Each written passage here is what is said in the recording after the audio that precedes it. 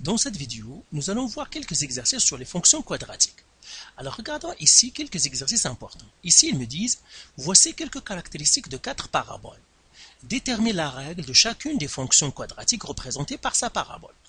Ici, il nous donne des caractéristiques. Mais qu'est-ce que ça veut dire les caractéristiques? En fait, les caractéristiques, c'est le domaine, l'image, le maximum, le minimum, la variation croissante ou décroissante, le signe positif, négatif, leur données à l'origine, les abscisses à l'origine, etc. C'est ça les caractéristiques. Ici, ils nous donnent quelques caractéristiques et ils veulent qu'on trouve la règle. Alors, ils disent le minimum de la fonction est 5, la fonction est décroissante pour x de moins l'infini à 3, ils me donnent un point. Alors, ici, je vais prendre pour faire un petit dessin. Ici, alors, par exemple, quand j'ai une parabole, j'ai deux cas. Soit que la parabole a une ouverture vers le haut, soit que j'ai une parabole qui a une ouverture vers le bas. Alors, par exemple, ici, ils me disent le minimum. Le minimum, ça veut dire, il me parle de cette parabole-là parce qu'il a un point minimum. Et ce point minimum est le sommet. La même chose, ici, s'il me parle de maximum, c'est qu'il me parlerait de celle-là qui a l'ouverture vers le bas. Pourquoi? Parce qu'il aura une bosse, ça veut dire un maximum, un point le plus haut, c'est le sommet. En fait, s'il me parle de maximum ou de minimum, s'il me donne automatiquement le cas. Alors, je l'écris ici. S'il me parle de min ou de max, eh bien, il me parle du sommet. Et puisque le min et le max, c'est toujours axe des Y, il me donne encore plus de détails, c'est qu'il me donne automatiquement le cas. Alors, pourquoi? Parce que le sommet, c'est soit H, soit K, mais puisque le maximum et le minimum, c'est sur l'axe Y, c'est qu'il me donne le K. Maintenant, ils me disent la fonction est décroissante. Décroissante, ça veut dire de moins l'infini à 3. Ça veut dire cette branche-là, il va descendre jusqu'au sommet. Eh bien, toujours, donc, quand il me donne la variation, ou bien il monte par exemple de sommet vers plus l'infini, ou il monte jusqu'au sommet. Donc, toujours, quand il me donne la variation, c'est qu'il me donne le H. Donc, j'écris ici, s'il me parle de variation, autrement dit, croissante, décroissante, c'est qu'il me donne le H. Pourquoi? Parce que croissante ou décroissante, les variations, c'est toujours l'axe des X. Axe des X. C'est pour cela que quand il me donne croissante ou décroissante, c'est qu'il me donne le H. Ça veut dire quoi? Ça veut dire, dans mon cas ici d'exercice, eh bien le cas, il est égal à, je vais l'écrire comme ça. Dans ce cas-là, le cas, il est égal à 5. Et dans ce cas-là, le H, il est égal, puisque c'est de moins l'infini à 3, c'est que le H est 3. Et maintenant, puisqu'ils m'ont donné le H et le K, et si il me parle du sommet, ça c'est la forme, quelle règle je vais utiliser? Je vais utiliser la canonique. Donc j'écris ici règle. Et puis je vais utiliser la canonique. La canonique, c'est Y est égal à A, X moins H à la 2 plus K. Là, je connais, je vais écrire la règle avec les informations que je connais. Je connais le H, c'est X moins 3 à la 2 plus le K qui est 5. Et maintenant, il me reste à trouver le A. Alors, pour trouver le A, il suffit que j'utilise un point. Par exemple, ici, il me donne le point 5, 9. Alors, je vais utiliser ce point-là. Donc, je vais écrire ici, trouver le A. Trouver le A. Et pour trouver le A, toujours regarder un point. Si vous avez une situation de problème, un graphique ou une table, il y a un couple qui vous attend, seulement regardez. Si vous le voyez pas, c'est que tout simplement vous avez raté une information. Donc le point ici, j'écris point 5, 9. Et là, ça c'est mon X, ça c'est mon Y, et je vais l'inscrire ici. Donc ça c'est en fait c'est Y. Et là j'écris à la place du Y, je vais écrire 9, égal à A. X en fait maintenant c'est 5, moins 3 à la 2, plus 5.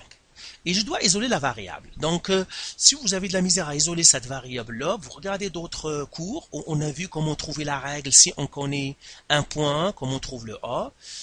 Et ça vous expliquera bien. Donc, si on isole la variable ici, on va trouver que A est égal à 1. Ici, on ne va pas faire isoler la variable parce qu'on n'a pas beaucoup de temps. Alors, ici, donc le A est égal à 1. Donc, il suffit que j'écrive maintenant ma règle. Y est égal, le A c'est 1.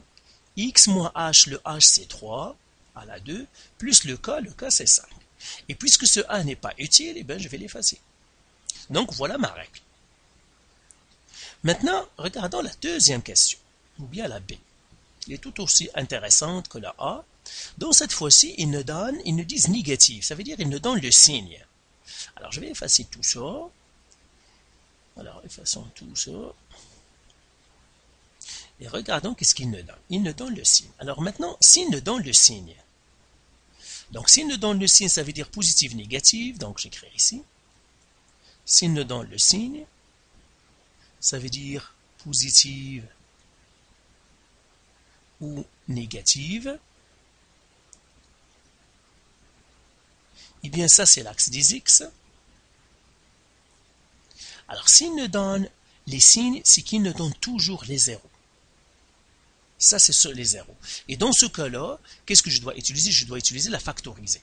Alors, encore une fois, ma parabole, soit qu'il est comme ça, ouverture vers le haut ou bien une ouverture vers le bas, mais puisqu'il me parle des signes, il faut que je trace mon axe des X. Comme ça, par exemple, soit que je suis dans cette situation, soit que je suis dans cette situation-là. Alors là, ils me disent que il est négatif de moins l'infini à moins 2. Ça veut dire qu'il est en bas de l'axe de moins l'infini à moins 2. Donc je ne peux pas être ici parce que de moins l'infini il est en haut. Donc c'est ici. Donc ça c'est mon moins 2. Et ça jusqu'à... Et de 4 à plus l'infini est encore en bas de l'axe. Donc ça en fait c'est moins 2 et ça c'est 4. Et vous voyez que ça ce sont les zéros. Donc il me donne mes zéros. Donc dans ce cas-là, il me donne x1 égale à moins 2. Et il me donne mon autre 0, x2 est égal à 4. Et dans ce cas-là, j'écris la règle. La règle qu'on doit utiliser, c'est la forme factorisée. Règle. Donc, je vais écrire forme factorisée. Forme factorisée. Quand j'ai les zéros, c'est toujours la forme factorisée. Et là, j'écris y est égal à a. X moins x1. x1, c'est moins 2. Fois x moins x2. x2, c'est 4. Alors, je fais un peu le ménage ici. Y est égal à a. X moins moins 2, donc c'est x plus 2, fois x moins 4. Et là, je dois trouver le a. Alors, pour trouver le a, je dois toujours voir un couple. Ici, ils me l'ont donné déjà, c'est 3, 4. Donc, je vais faire comme ça et je vais faire trouver le a. Donc, voilà la règle. Donc, je vais faire ici trouver le a. Donc, toujours pour trouver le a, regardez, il y a un couple qui vous attend quelque part. Donc, je ferai point. Et là, j'aurai 3, 4, 10. Alors, ça, c'est x, ça, c'est y. Et là, je vais les écrire. 10 est égal à a. X, c'est 3 plus 2 fois 3 moins 4. Et si j'isole la variable ici, ben, je vais trouver que le a est égal à moins 2. Encore une fois, on ne va pas isoler la variable ici, tout simplement par manque de temps. Et là, je vais écrire maintenant ma règle. Eh bien, ma règle, le a, c'est moins 2.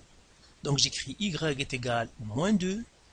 X plus 2 fois x moins 4. Alors, regardons encore le troisième cas.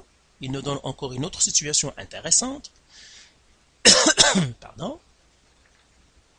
Ici, ils nous disent, alors je fais effacer en premier ça. Passe tout ça. Voilà. Alors, on va faire comme ça. Là, ils me disent, l'équation de l'axe de symétrie est x est égal à 1.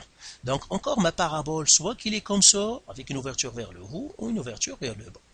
L'axe de symétrie, en fait, c'est quoi? C'est l'axe qui sépare la parabole en deux morceaux de même taille. Ça veut dire ça, soit qu'il est comme ça l'axe, soit qu'il est comme ça. Et vous voyez toujours l'axe, il passe par le sommet. Donc, encore une fois, si j'ai l'axe, c'est qu'il me parle de sommet. Donc, j'écris ici, axe de symétrie. Axe de symétrie.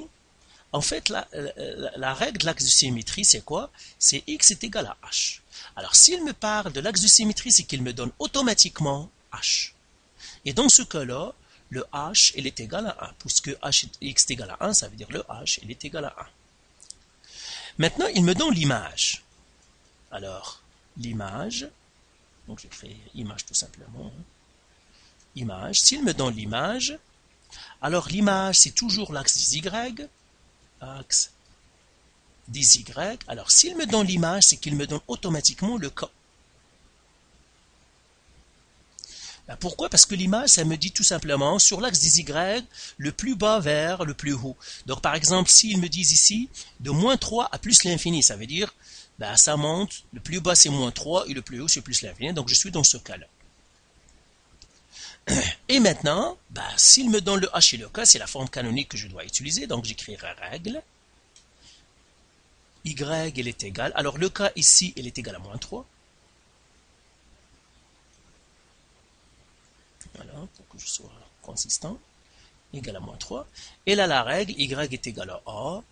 X moins h, c'est 1 à la 2. Plus k, le k, c'est moins 3. Et maintenant, il suffit que je trouve le a. Comment je trouve le a? Je regarde un point. Ici, ils me disent l'ordonnée à l'origine est 1. Alors, ils me donnent l'ordonnée à l'origine, ça veut dire qu'ils me donnent un point. Donc, je vais remonter ici. Ils me disent l'ordonnée à l'origine. Donc, je vais effacer ça. Alors, ils me disent l'ordonnée à l'origine. Donc, je vais faire trouver A, trouver le A. J'ai un point. Le point, c'est quoi? C'est 0, 1, parce que l'ordonnée à l'origine, ça veut dire le x est toujours 0. Et là, ça, c'est mon x, ça, c'est mon y. Et là, j'écris tout simplement, ça, c'est 1 égale à A.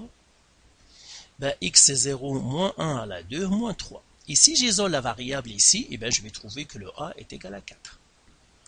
Et là, je peux écrire maintenant ma règle. J'ai le h, j'ai le a, le k. Donc, je peux écrire ici ma règle. Ici, je vais écrire y égale a, c'est 4. X moins h, le h, c'est 1 à la 2. Plus k, le k, c'est moins 3. Et bien, voilà, j'ai trouvé ma règle. Maintenant, on va faire un petit résumé de tout ce qu'on vient de voir. Pour savoir, c'est comme un aide-mémoire. Eh bien, regardez. S'il vous parle de maximum et de minimum, donc on va le faire ici.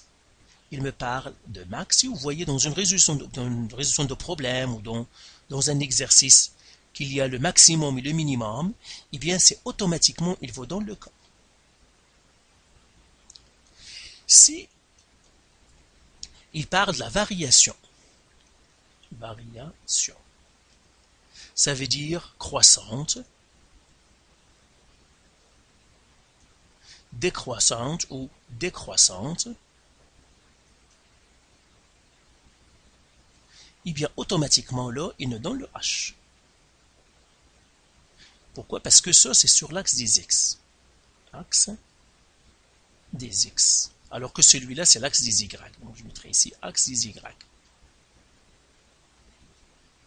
Maintenant, s'il me parle, donc on a le maximum, le minimum, la variation, s'il me parle de l'axe de symétrie. Axe de symétrie. Eh bien, l'équation de l'axe de symétrie, c'est x est égal à h. Là, il me donne automatiquement le h. Donc, s'il me parle de l'axe de symétrie, c'est qu'il me donne automatiquement le h. Maintenant, s'il me parle de l'image, alors, l'image, c'est toujours axe des y. Et bien là, si vous voyez qu'il vous parle de l'image, c'est qu'automatiquement, il vous donne le cas. Alors, dans tous ces cas-là, dans toutes ces situations-là, c'est la forme canonique. Forme canonique qu'il faut utiliser, qu'il faut privilégier. Canonique. Alors, maintenant, s'il me parle du signe, ça veut dire, ils me disent là où il est positive, négative, ou ils me disent là où il est négative,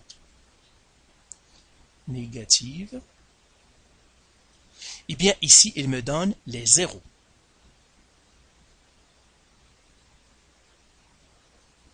x1 et puis x2. Et dans ce cas-là, c'est la forme factorisée qu'il faut favoriser. Factoriser.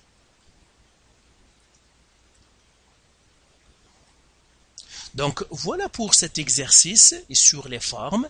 Donc faites les exercices du site et de vos manuels. Et si vous avez des questions ou si vous avez encore de la misère, vous pouvez nous contacter.